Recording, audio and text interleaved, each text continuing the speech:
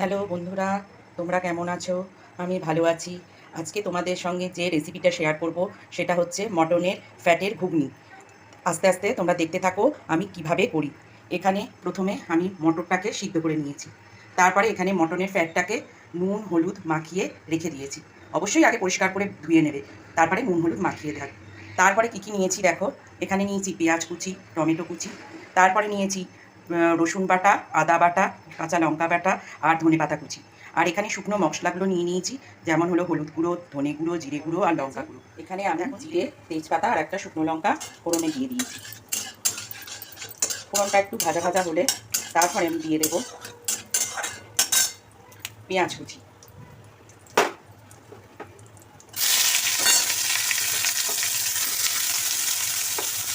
এখানে পেঁয়াজটা ভালোভাবে ভাজা হয়ে গেছে, খুব বেশি ভাজার দরকার নেই। এরপর আস্তে আস্তে একটা করে মশলা আমি দিয়ে দেবো। প্রথমে টমেটো কুচিটাও দিয়ে দিলাম, তারপরে দিলাম রসুন বাটা, আদা বাটা, কাঁচা লঙ্কা বাটা। তারপরে আমি ভালো করে এটাকে ভাজা ভাজা করবো। এগুলো একটু ভাজা ভাজা হতে থাক, তারপরে তোমাদের আমি দেখাচ্ছি।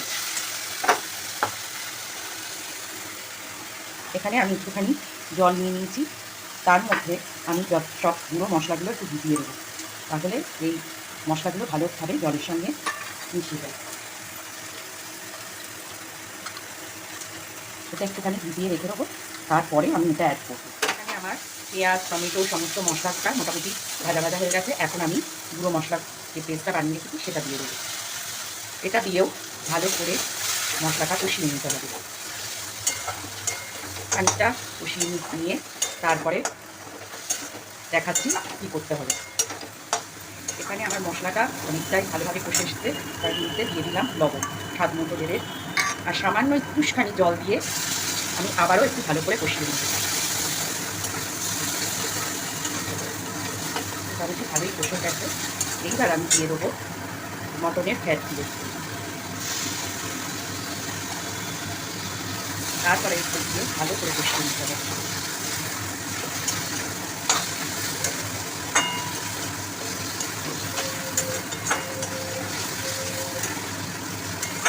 ভালো করে কষানো হয়ে গেছে, দেখো তেলও বেরিয়েছে। আমি কিন্তু অল্প একটুই তেল দিয়েছিলাম, দেখো কী পরিমাণে তেল হয়ে গেছে, বেরিয়েছে এটা দিয়ে।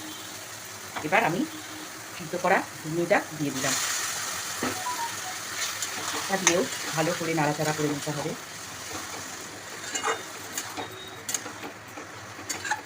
এই মটরগুলো অন্তত একদম গলিয়ে ফেলবে না, একটু শক্ত শক্ত রাখবে, তাহলে খেতে ভালো লাগে। আর যদি পুরো গলে যায় না, সেই ঘুগনিটা পুরো একটা টেস্ট হয় না। তোমরা চেষ্টা করবে যাতে একটুখানি শক্ত শক্ত থাকে। এরপর আমি আস্তে করে সব জলগুলো দিয়ে দিলাম। অবশ্যই একটু গরম জল দেবে, গরম জল দিলে জিনিসটার টেস্ট ভালো হয়। গরম জল করে রেখেছি, গরম জল দিলাম। এইবার এটা ভালো করে ফুটতে থাকুক।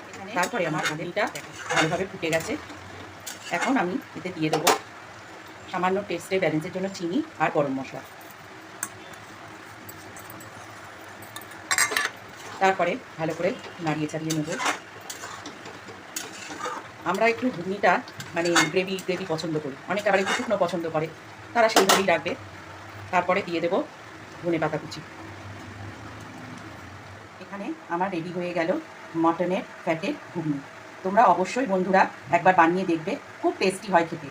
এটা রুটি, পরোটা, লাচ্ছা পরোটা, লুচি সবের সঙ্গেই ভালো লাগে খুব খেতে। তোমরা অবশ্যই একদিন বানিয়ে দেখো, দেখে আমাকে কমেন্ট করে জানিও।